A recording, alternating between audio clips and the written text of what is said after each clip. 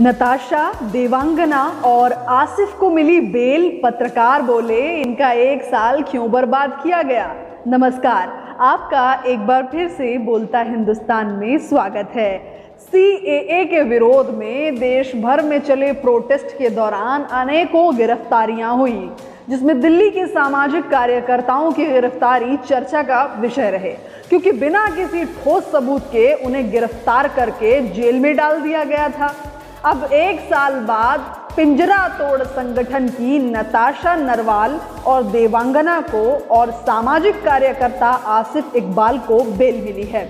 इस पर प्रतिक्रिया देते हुए पत्रकार महेंद्र यादव लिखते हैं, हाँ, जिस दिन इनको गिरफ्तार किया गया होता उसी के 1-2 दिन के अंदर जमानत मिल जाती, तब तो मानते कि अदालत ने सही दखल दिया।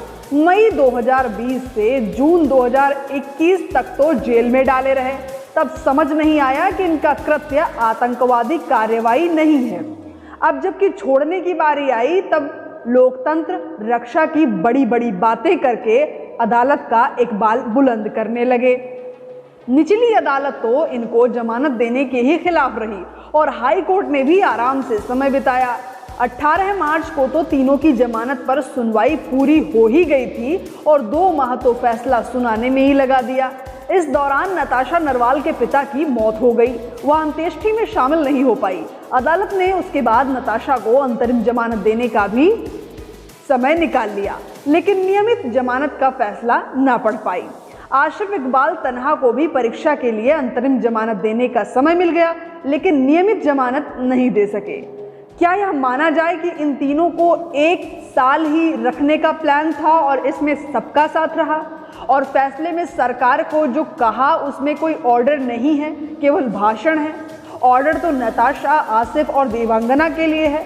शांतिपूर्ण विरोध को नागरिकों का हक मानते हुए हाईकोर्ट तीनों को 50-50 हजार का मुचलका देने को भी कहती है। चलो वो भी ठीक, पासपोर्ट जमा कराने को भी कह दिया, ये भी ठीक, लेकिन सबूतों के साथ छेड़छाड़ ना करे, किसी गवाह को धमकाए नहीं, ये अलग से कहने की क्या जरूरत थी। ये तो हर मुजरिम पर बाय डिफॉल्ट लागू होता ही है।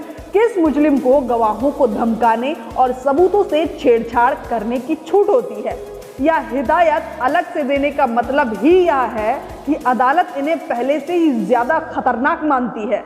तो मसला ये कि बिना वजह तीनों 1 साल जेल में रखे गए और कहीं से कोई रेमेडी इन्हें नहीं मिली। फिलहाल इस खबर में इतना ही। वीडियो डेस्क बोलता हिंदुस्तान।